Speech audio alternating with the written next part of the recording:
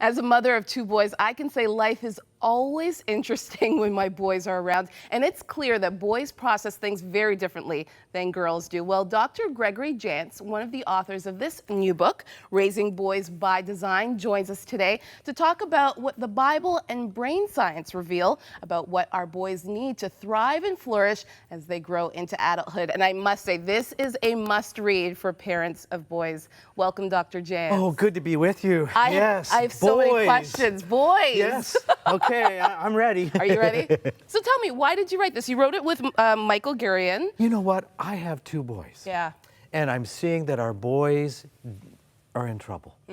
As we look at the lives of boys, and we're seeing boys fail in school. You know, the majority of D's and F's go to boys. Discipline problems go to, or majority are boys.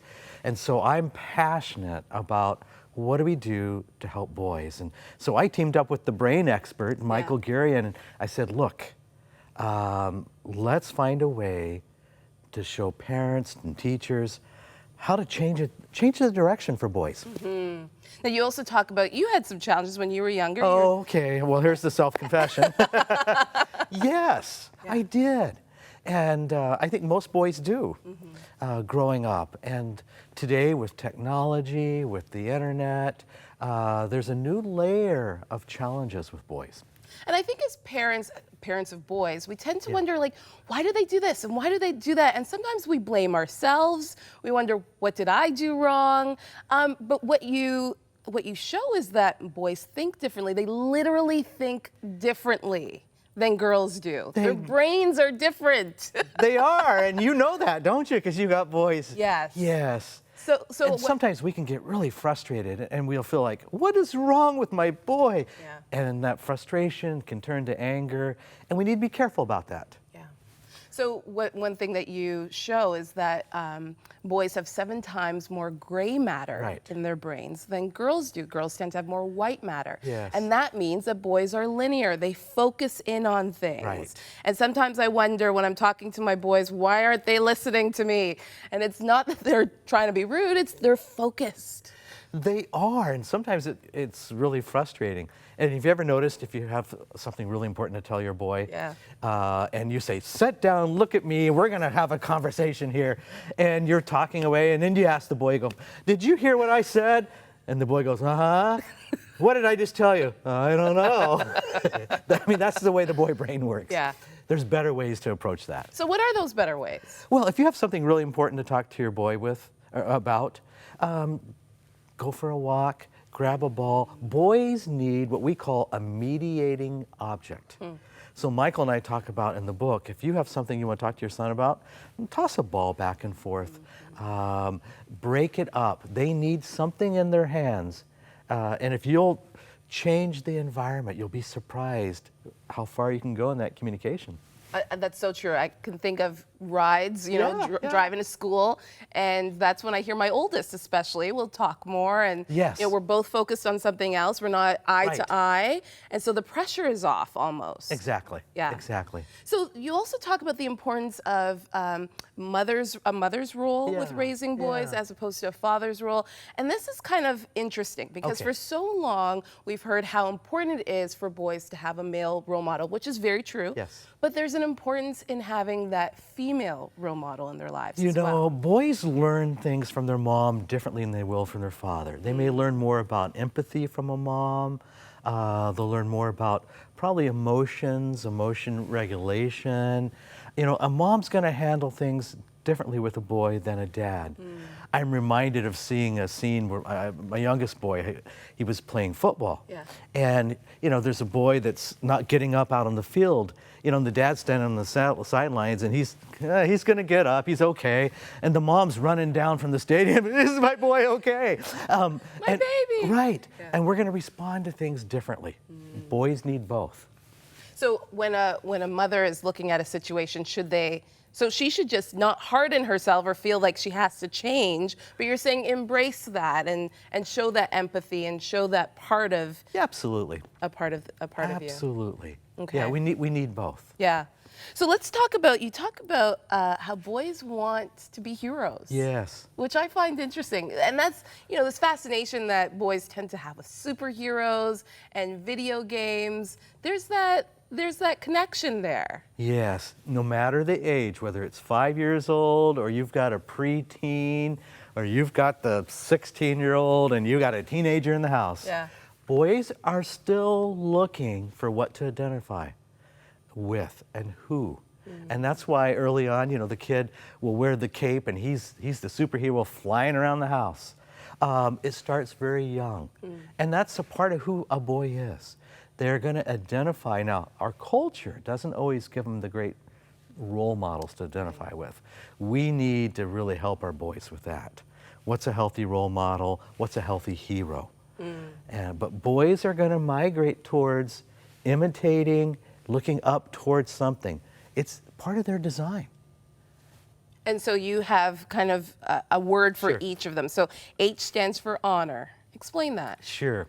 We need to teach our boys about honor. Now, our society doesn't do a very good job with this. Honor, part of the definition is to respect. A boy that's taught respect, and they learn early on the respect with girls, how to treat a girl. It starts there. Yeah, and our society actually with boys, you know, the early exposure to pornography, now it's about age 10. And so boys, and with technology, there's a lot of things taking boys away from this idea of honor and respect. So we need to step in and change that direction. E is for enterprise. Oh, boys are enterprising. Have you noticed that? They're either taking something apart or they're building something. I came home not too long ago, and we had a scooter, and it was all apart in the garage. And my oldest son was saying, "Well, yeah, I know it was a scooter, but I'm making a go-kart now." But you know, there's 500 pieces, so they're going to enterprise. Now, the balance is, you know, be careful about how much they're taking apart. What they're but don't be enterprising. surprised about it. My oldest boy, he had a dream about having a business when he was 11 years old. And he began to do some things very early on that were very enterprising. And today he has a business, and he actually hires college guys to run his business while he's in high school. Wow. So And how old is he? he's 16. 16. So we see these things early on. And our boys, now you have 2 boys, I have 2 boys, and we notice the personalities are really different. yes. Yeah. They're going to be really different. And it's celebrating that It as is. well. Yes. Yeah. My youngest one, he is the comedian, he's the singer, dancer, and their personalities are so different. God has planted in them these different personalities. But teaching honor, teaching respect, teaching enterprising, those are things that all boys need. Yeah. R is for responsibility. Yes. Well, responsibility, there's a lot to say about this. It starts with self-responsibility. We need to teach our young men how to self-regulate. And by that, we live in a one-click society, a society of everything is instant. And we have the internet and the whole thing of self-respect, how to manage technology. This is a huge one for boys. Boys are going to look for anything that's stimulating and intense.